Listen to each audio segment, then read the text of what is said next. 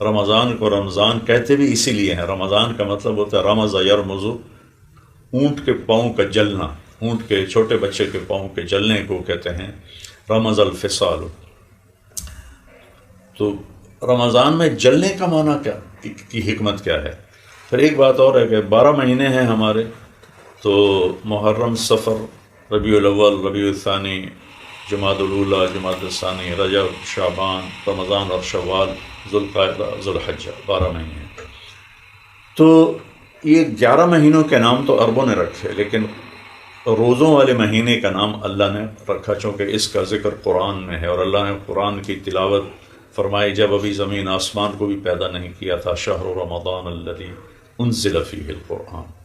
تو رمضان میں جل جانے کا معنی اس طرح ہے کہ روزہ رکھنے والے کے گناہ اس کی بھوک کی آگ میں جلتے ہیں، اور اللہ روزانہ اس کے گناہ معاف کرتا ہے، یہاں تک کہ 29ویں روزے پر آ کر اس کے پچھلے سال کے سارے گناہ اللہ جلا دیتا ہے اور راکھ بنا دیتا ہے اور ان کا نشان مٹا دیتا ہے۔ تو اس لیے اس کو رمضان کہتے ہیں۔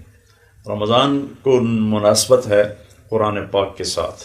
اس میں ایک تو میرا پیغام یہ ہے کہ ہم جھوٹ سے توبہ کریں، ہم دھوکے سے توبہ کریں، ہم ظلم سے توبہ کریں۔ 2 گناہ ایسے ہیں جن کی سزا دنیا سے شروع ہو جاتی ہے، ایک ماں باپ کی نافرمانی اور ایک ظلم۔ 2 گناہ ایسے ہیں جن کی سزا دنیا سے شروع ہو جاتی ہے اور آگے تک چلتی رہتی ہے، ایک ماں باپ کی نافرمانی اور دوسرا ظلم۔ تو ہم سچ بولیں اور دیانتداری سے اپنے زندگی کا کردار کو نبھائیں اور انصاف کریں، ظلم سے بچیں، زیادتی سے بچیں۔ ہماری عدالتوں میں 70-80% جو کیس ہیں وہ سب جھوٹے ہیں، سب جھوٹی FIR ہیں۔ تو کیا اللہ کے سامنے ہم نے جانا نہیں ہے؟ وہاں کیسے اس کو ہم جسٹیفائی کریں گے؟ اور ایک قرآن کی تلاوت کریں کہ اور قرآن کا ترجمہ پڑھیں، چونکہ ساری آسمانی کتابیں اللہ نے رمضان میں اتاری۔ 1 رمضان کو ابراہیم علیہ السلام پر چھوٹی کتابیں آئیں، اور پھر 2 رمضان المبارک کو موسیٰ علیہ السلام پر تورات اتری، اور 6 یا 8 رمضان المبارک کو داؤد علیہ السلام پر زبور اتری، اور 12 یا 15 رمضان المبارک کو عیسیٰ علیہ السلام پہ انجیل اتری، اور 21 رمضان المبارک شب قدر میں ہمارے نبی پر انا انزلناہ فی لیلۃ القدر اللہ نے قرآن کو اتارا۔ مادی فائدہ اللہ نے رکھا ہے، وہ جسم کی ڈرائی کلیننگ ہے، کہ سارا سال ہم ہر وقت کھاتے ہیں، ہر شے کھاتے ہیں، تو جسم میں فاسد مادے جمع ہو جاتے ہیں، غلط چیزیں اکٹھی ہو جاتی ہیں، غلط قسم کی فیٹ جمع ہو جاتی ہے، غلط قسم کے چیزیں ڈیولپ ہو جاتی ہیں۔ تو بھوک کی جو آگ ہے وہ اس سارے کو جلا دیتی ہے اور پوری باڈی صاف ہو جاتی ہے۔ جیسے آپ گرم پانی سے کپڑے کو دھو کے نکالیں تو وہ صاف ہو جاتا ہے۔ تو اس سے ایک مادی فائدہ بھی مقصود ہے کہ نہ افطاری میں ایسا کھول کے کھائے آدمی ہاتھ کو، اور نہ سحری میں ایسا پیٹ بھر کے کھائے کہ اسے بھوک ہی نہ لگے۔ اگر بھوک ہی نہیں لگی تو روزے کا جو جسمانی فائدہ، روحانی فائدہ بھی کم ہو جائے گا، اور جسمانی فائدہ بھی کم ہو جائے گا کہ جسم کی صفائی نہیں ہو سکے گی۔ معاشی مسائل تو بعد میں ہیں، پیٹ کا مسئلہ سب سے پہلے ہے کہ اتنے بڑے بڑے پیٹ اب لوگوں نے پال لیے ہیں، اور پیٹ اگر نہیں بڑھا تو بھی مختلف بیماریوں کے اندر گھرے ہوئے ہیں۔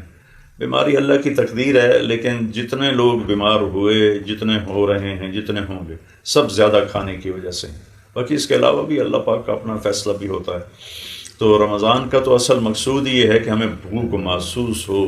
جو سارا سال غریب لوگ ایک وقت کھاتے ہیں، ایک دوسرے وقت میں فاقہ کرتے ہیں، ان کی بھوک کا ہمیں احساس ہو کہ بھوک کیا چیز ہے۔ ان کے بچے بلکتے ہیں اور ان کے آنسو ان کی آنکھوں میں ابلتے ہیں اور آنکھوں میں خشک ہو کے سو جاتے ہیں، ان بچوں کا ہمیں احساس ہو۔ یہ اسی وقت ہوگا جب ہماری افطاری بھی سادہ ہوگی اور سحری بھی سادہ ہوگی۔ روزے کی آؤٹ پٹ تقویٰ ہے۔ جب تقویٰ آتا ہے تو پھر کیا ہوتا ہے؟ پھر اللہ کہتا ہے من یتق اللہ یجعل لہ مخرج ویرزقہ من حیث لا یحتسب۔ جب کوئی بندہ، کوئی بندی تقویٰ اختیار کر لیتا ہے تو ہر تنگی سے راستہ دیتا ہے۔ کہ ہمارے ملک میں وظائف کا بڑا رواج پڑ گیا، وظیفے وظیفے وظیفے۔ میرے نبی ایسے نہیں بتایا کرتے تھے، یہ ہمارے یہاں کا ماحول بن گیا ہے کہ لوگ وظیفوں کے پیچھے پڑے ہوئے ہیں اور لمبے لمبے کوئی وظیفے بتانے والے بنے بیٹھے ہوئے ہیں کہ یہ وظیفہ اس کے لیے، یہ وظیفہ اس کے لیے. میرے اللہ نے ایک وظیفہ بتا کر تقوی اختیار کر لو، ہر تنگی سے راستہ دے دوں گا اور وہاں سے رزق دوں گا جہاں سے وہم و گمان بھی نہیں. اور اس کے ساتھ جڑتی ہوئی بات بتا دوں، جو کہ آج کل معاشی مسائل سب کو درپیش ہیں، تو اس کے لیے لوگ کوئی تعویذ لے رہا ہے، کوئی وظیفے پوچھ رہا ہے، کوئی کچھ کر رہا ہے، کوئی ہانڈیاں چڑھا رہا ہے. تو اللہ کے نبی سے ایک شخص نے آ کے پوچھا، یا رسول اللہ، روزی کی تنگی ہے، کوئی عمل بتا دیں. اريد ان يوسع علی رزقی، کوئی روزی کی تنگی ہے، وظیفہ بتا دیں. تو آپ نے کیا فرمایا؟ ادم علی الطہارہ یوسع علیک رزقک. آپ نے کہا میرے پیارے، تو باوضو رہا کر، تیرا رزق اللہ بڑھا دے گا. باوضو رہنا اتنا خوبصورت عمل ہے، جب ایک دفعہ آپ کو اس کی عادت پڑ جائے گی تو آپ وضو کے بغیر بے چین ہو جائیں گے، آپ کو چین نہیں آئے گا جب تک آپ وضو نہ کر لیں. اور ایک دفعہ شیطان آپ کی خدمت میں حاضر ہوا، آپ نے فرمایا بھائی ایک بات تو بتا، تیرے دشمن کتنے ہیں؟ کہنے لگا جی 15 دشمن ہیں میرے. تو آپ نے پوچھا کون کون سے ہیں؟ کہا پہلا نمبر تو آپ کا ہے. کہا آپ میرے سب سے بڑے دشمن ہیں. پھر اس نے گنوائے، میں وہ سارے نہیں، لمبی بات ہو جائے گی. اس میں ایک اس نے کہا، ایک وہ مسلمان جو ہر وقت باوضو رہتا ہے، وہ بھی میرا بہت بڑا دشمن ہے. تو روزے سے ہمیں تقویٰ ملتا ہے، تقویٰ سے زندگی خوبصورت ہو جاتی ہے، گناہوں سے پاکیزہ ہو جاتا ہے انسان، اور اس کی اکانومی کا مسئلہ یوں حل ہوتا ہے کہ اللہ کہتا ہے وہاں سے دوں گا جہاں سے تیرا خواب و خیال ہی کوئی نہیں. اور جب تو تنگیوں میں پھنسے گا تو یوں راستے کھولوں گا جیسے موسیٰ علیہ السلام کے لیے سمندر کو کھول دیا تھا. رمضان میں تصفد فیہ مردۃ الشیاطین، اس میں بڑے بڑے شیطان قید ہو جاتے ہیں. لیکن انسان کے بگاڑ میں 2 چیزوں کو دخل ہے، ایک باہر ہے، ایک اندر ہے. باہر شیطان ہے، اندر اس کا نفس ہے. تو جب پورا سال نفس شیطان کی غلامی کرتا ہے، اسی کی مان کے چلتا ہے اور اپنی منمانی کو اپنی زندگی کی انجوائمنٹ سمجھتا ہے، حالانکہ جتنا کوئی منمانی کی زندگی گزارتا ہے اتنا ہی وہ دکھی زندگی گزارتا ہے.